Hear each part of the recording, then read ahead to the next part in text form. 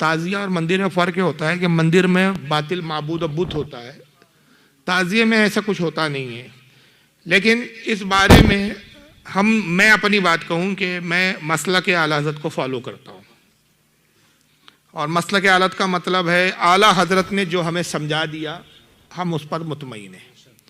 ہم ان سے زیادہ اپنے آپ کو ہوشیار نہیں سمجھتے، ان سے زیادہ اپنا عالم نہیں سمجھتے۔ جو تحقیق انہوں نے کی اس سے بہتر تحقیق ہم نہیں پیش کر سکتے۔ اعلیٰ حضرت نے اس تعلق سے اعتدال بیان کیا ہے، ایک درمیانی، ایک ایسا مسلک، ایک ایسی بات کہ جو نہ ہم کو تجاوز کرتی ہے، نہ جو ہم کو توہین پر آمادہ کرتی ہے۔ اعلیٰ حضرت فاضل بریلوی نے اس تعلق سے باقاعدہ ایک رسالے لکھے ہیں، 2 رسالے، ایک رسالہ تعزیہ داری کے نام سے فتح رضویہ میں شامل ہے، اور ایک تبرکات کے نام سے ہے جس کا نام ہے بدر الانوار فی آداب الاثار۔ اب یہ اردو میں بھی ٹرانسلیشن ہو گیا، عربی رسالہ تھا یہ۔ اس میں اعلیٰ فرماتے ہیں کہ ایسا تعزیہ بنانا جو امام حسین کے روزے کے ہو بہو اسی شکل کا ہو، جیسے امام حسین کا روزہ ہے، اور بہت بڑا نہ ہو، ایک درمیانی مطلب سائز کا ہو، گھر میں کسی اچھی پاک جگہ پہ اس کو اس نیت کے ساتھ رکھنا کہ اس کو دیکھو تو امام حسین کی یاد تازہ ہوتی ہے، اس حد تک تعزیہ بنانا اور گھر میں رکھنا جائز ہے۔ اب ناجائز کس چیز کو کہتے ہیں اعلیٰ حضرت؟ ناجائز یہ ہوتا ہے کہ اپنے من سے، اپنی عقل سے کچھ بھی بنا لیا اور اس کو امام حسین کا روزہ قرار دے دیا۔ اب جو عام طور پہ تعزیہ بنتے ہیں وہ کئی فٹ لمبے، وہ اتنے لمبے کہ جب وہ سڑک پہ چلتے تو تار تک کاٹنے پڑتے، لوگوں کو پریشانی، اور رسیوں سے پکڑ کے اس کو کھینچ کے لے کے چل رہے ہیں، ایک طرف بیلنس جھکا، تو کئی تو ویڈیوز بھی آئے کہ تعزیہ جھکا اور تعزیہ ہی ٹوٹ گیا صاحب۔ تو یہ تو آپ بے حرمتی کر رہے ہیں، جب آپ امام حسین کا اس کو روزہ سمجھ رہے ہیں تو پھر یہ اتنا تکلف اور اتنی مشقت میں اپنے آپ کو ڈالنے کی کیا ضرورت ہے؟ اتنی بے حرمتی ہو رہی ہے اس سے۔ تو پہلے جا کے اس کو وہ بڑے بڑے بنا دیتے ہیں جس کو اصل سے کوئی تعلق نہیں، کوئی واسطہ نہیں،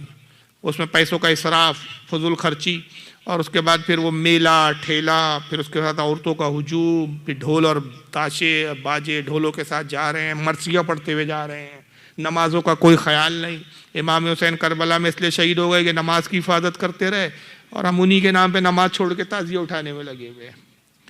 امام حسین نے کربلا کے بعد، شہادت کے بعد اہل بیت نے پردے کیے،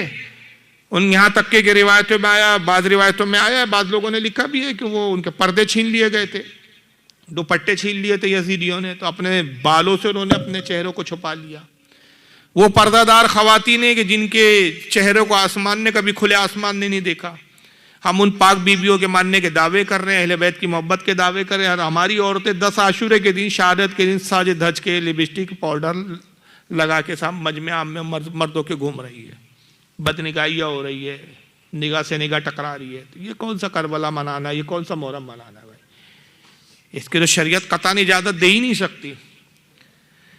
تو اس کی اجازت نہیں ہے۔ پھر اس کے بعد وہ تعزیہ جو بنایا تھا اس کو لے جا کے وہ پھر بعض جگہ تو کچھ گاؤں میں دیکھا میں نے، ویڈیوز ہے باقاعدہ میرے پاس موجود، تالاب میں پھینک دیتے ہیں، کچھ جگہ گڑھا کھود کے پھر اس کو دفن کر دیتے ہیں، گڑھے میں بھی پورا نہیں آتا تو اس کے ٹکڑے ٹکڑے کر کے پارٹس کو توڑ تاڑ کے گھساتے ہیں اس کو گڑھے میں۔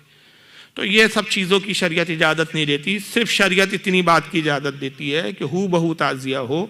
امام حسین کے روزے کی طرح ہو۔ تو جیسے تغرے رکھتے ہیں ہم گھروں میں، مکہ کے، مدینے کے، بغداد شریف، خواجہ غریب نواز کے روزے کے، اور اس کو برکت کی نیت سے ہم رکھتے ہیں، تو اس کو تبرکاً رکھتے ہیں، اسی طرح امام حسین کا بھی روزہ اگر ہو بہو رکھے تو اس کی اتنی اجازت ہے، اس میں کوئی حرج نہیں ہے۔